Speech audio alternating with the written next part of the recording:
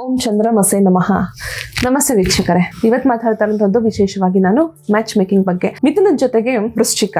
So ಮಿಥುನ ರಾಶಿ ತುಂಬಾ ಪೆಕ್ಯುಲರ್ ಆಗಿ ಥಿಂಕ್ ಮಾಡುವಂಥದ್ದು, ಅಂದ್ರೆ ಕ್ಯಾಲ್ಕುಲೇಟಿವ್, ತುಂಬಾನೇ ಕ್ಯಾಲ್ಕುಲೇಟಿವ್ ಇರ್ತಾರೆ. ಒಂದೊಂದು ರೂಪಾಯಿ ಖರ್ಚು ಮಾಡ್ಬೇಕಂದ್ರೂ ಖರ್ಚು ಮಾಡಲ್ಲ ಅಂತಲ್ಲ, ಬಟ್ ಯಾಕೆ ಮಾಡಬೇಕು ಇರು ನೋಡೋಣ, is it very important to spend ಅನ್ನೋ ರೀತಿದ್ದು. But again homely in nature ಇರ್ತಾರೆ.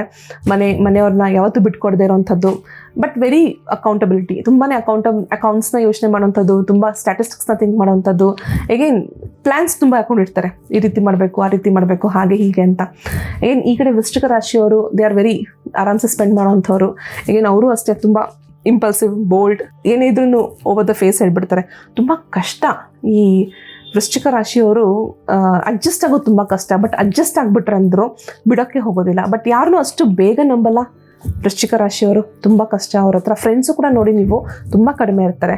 ಬಟ್ ಮಿಥುನನೂ ಅಷ್ಟೇ ತುಂಬ ಕಡಿಮೆ ಇರ್ಬೋದು. ಕೆಲವು ಕಾಂಬಿನೇಷನ್ಸ್ ಪ್ರಕಾರ ಅತಿಯಾಗಿ ಫ್ರೆಂಡ್ಸ್ ಕೂಡ ನೀವು ಮಾಡ್ಕೊಂಡಿರ್ಬೋದು.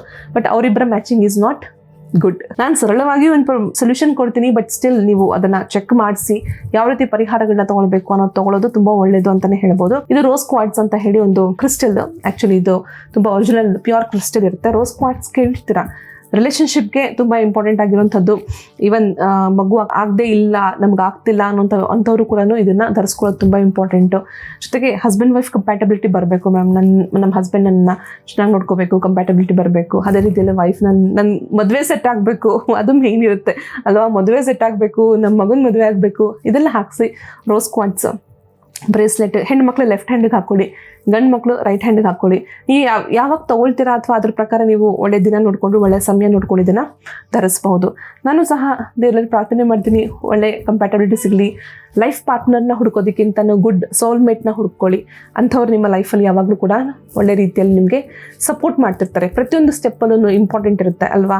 ಸೊ ಜೀವನ ಸಂಗಾತಿ ಅಂತ ನಾವೇನು ನೋಡೋಕೆ ಹೋಗ್ತೀವಿ, ಬರೀ ಲೈಫ್ ಪಾರ್ಟ್ನರ್ ಆಗಿ ಉಳಿದ್ಬಿಡ್ತಾರೆ. ಬಟ್ ನೀವು ಸೋಲ್ಮೇಟ್ನ ಹುಡ್ಕೊಂಡಾಗ ನಿಮ್ಮ ಪ್ರತಿಯೊಂದು ಇದಕ್ಕೂ ಸಪೋರ್ಟ್ ಮಾಡೋವಂಥವ್ರು ಸಿಗ್ತಾರೆ. ಅಂತ ಒಂದು ಸೋಲ್ಮೇಟ್ ನಿಮ್ಮ ಲೈಫಲ್ಲೂ ಚೆನ್ನಾಗಿ ಸಿಗಲಿ ಅಂತ ಹೇಳಿ ನಾನು ಪ್ರಾರ್ಥನೆ ಮಾಡ್ತಾ ಕಾರ್ಯಕ್ರಮ ಮುಗಿಸೋಣ. ಸರ್ವೇ ಜನ ಸುಖಿನೋ ಭವಂತು, ಸನ್ಮಂಗಳ ನೀವು ಬಂತು. ಧನ್ಯವಾದಗಳು.